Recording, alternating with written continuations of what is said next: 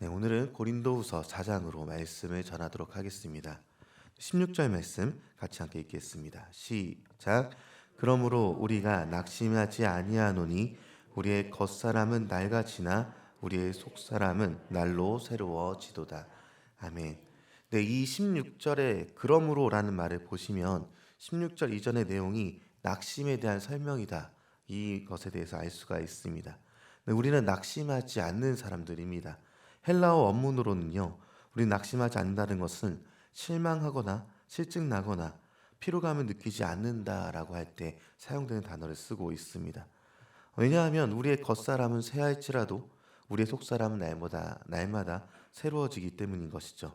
이 본문의 상황, 이 사도 바울이 처해 있는 상황은요, 어쩌면 낙심할 수밖에 없는 상황일 수 있었습니다.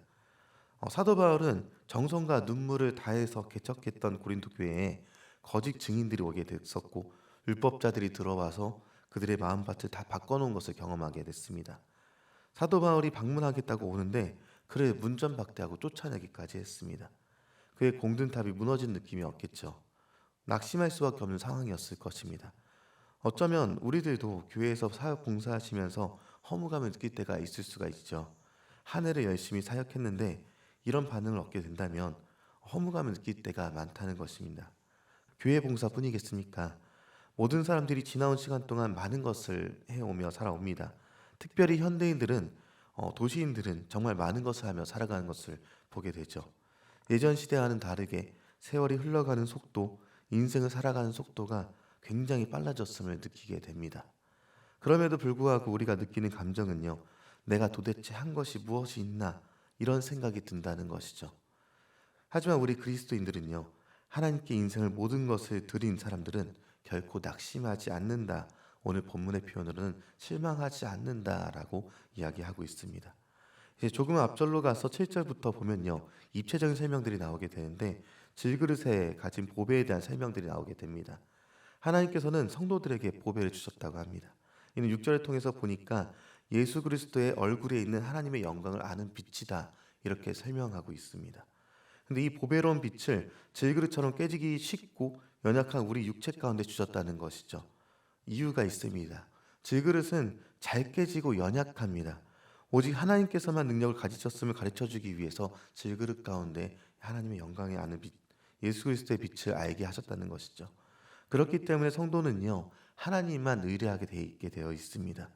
이것을 염두에 두고 오늘 8절 말씀을 같이 한번 읽어보도록 하겠습니다. 우리가 사방으로 우겨쌈을 당하여도 쌓이지 아니하며 답답한 일을 당하여도 낙심하지 아니하며. 아멘. 질그릇이 우리는요, 사방으로 우겨쌈을 당합니다. 그러나 하나님의 영광을 아는 빛인 생명은 쌓이지 않는다는 것이죠. 질그릇은 답답한 일을 당하고 핍박을 받으며 거꾸러뜨림을 당할 수도 있습니다. 그러나 우리 안에 있는 보배로운 생명은요, 낙심하지 아니하고 버림받지 않으며 망하지 않습니다.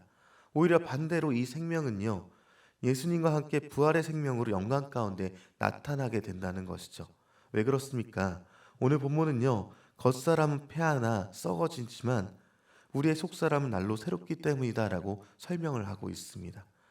육신은 주름살이 늘어나고 시력이 떨어지고 어깨가 결릴 수가 있고, 그럴지라도 지나간 세월, 그 시간이 성공의 시간이든 실패의 시간이든 하나님과 함께 지나온 세월이기 때문에, 그리고 그 모든 과정 가운데 내 인생의 세월은 흘러가고 내 겉사람은 썩어질지라도 내 영혼이 새로워지는 시간이었기 때문에 나는 결코 근심하지 않는다, 낙심하지 않는다라고 말하고 있는 것입니다. 인생의 어떠한 상황을 지나가든 고난의 순간에서 아니면 영광의 순간을 통해서 하나님이 내 마음을 갈고 닦으셔서 마음이 변화된다는 것입니다. 우리의 영혼이 주 안에서 새로워질 수 있다면 그 시간들은 쇠해지는 시간들이 아니라 내가 새로워지는 시간인 줄 믿습니다. 원석도 다듬어져서 사용이 됩니다. 그러나 다듬는 것을 우리는 마모된다고 얘기하지 않죠. 다듬는 것은 의도가 있는 것이고 마모되는 것은 의도가 없는 것입니다.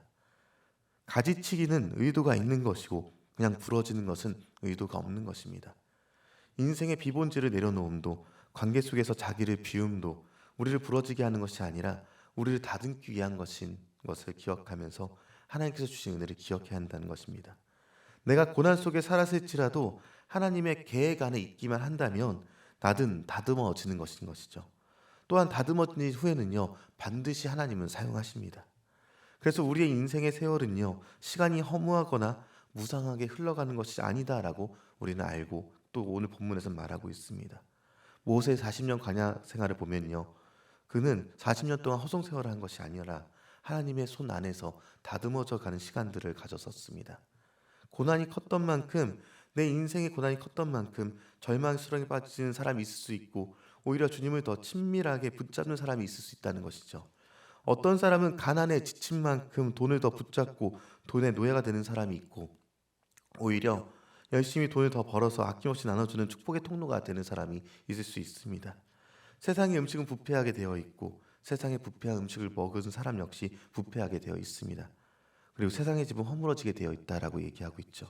그러나 우리의 속사람은 하나님의 사랑과 예수 그리스도의 보혈과 성령님의 위로하심을 의식주로 삼아서 그 사랑과 보혈과 그 위로가 우리를 먹이시고 입히시고 보호하신 줄로 믿습니다. 하나님 안에 있는 인생은요, 어떤 순간에 지나가든 고난이든 기쁨이든 그 과정 가운데 다듬는 손길이 있다는 것을 계속해서 기억하게 되는 것입니다. 우리 17절 말씀을 함께 읽어보도록 하겠습니다. 우리가 잠시 받는 환난에 경한 것이 지극히 크고 영원한 영광에 중한 것을 우리에게 이르게 함이니. 아멘. 우리가 잠시 당하는 가벼운 고난, 영원한 영광. 헬라어 원문의 느낌을 좀 더 살펴보자면 가벼운 고난이 아니라 일시적인 고난의 가벼움이라고 기억하면 편히 더 맞을 것 같습니다. 이 일시적인 고난의 가벼움, 그것을 능가할 영원한 영광의 무게를 우리에게 만들어준다는 것이죠. 체급 자체가 다르다는 것입니다. 고난과 영광은요, 현격한 차이가 있기 때문에 고난은 영광을 이길 수가 없다고 얘기하는 것이죠. 표현을 잘 봐야 하는데, 고난이 재료가 되어서 영광이라는 목적지에 이르게 된다고 이야기하는 것입니다. 영광을 구하는 사람일수록 큰 고난을 감당하게 되어 있습니다. 그래서 운동선수도 마찬가지죠. 그냥 취미생활로 운동하는 사람과 올림픽에 나가서 1등 해야 된다고 말하는 사람은 훈련의 강도가 다르고 고난의 강도가 다르길 수밖에 없습니다. 운동을 하든 신앙생활을 하든 공부를 하든 혹은 일터에서 일을 하든 다 마찬가지입니다.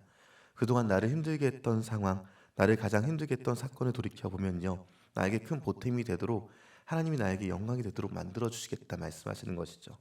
이 일을 기억하면서 오늘이 나에게 고난의 순간이라면 나는 우겨쌈을 당하지만 우리 주님 당하지 않는다는 것을 기억해보고 나를 보호해 주시는 주님을 기억하면 저 여러분이 되길 소망합니다.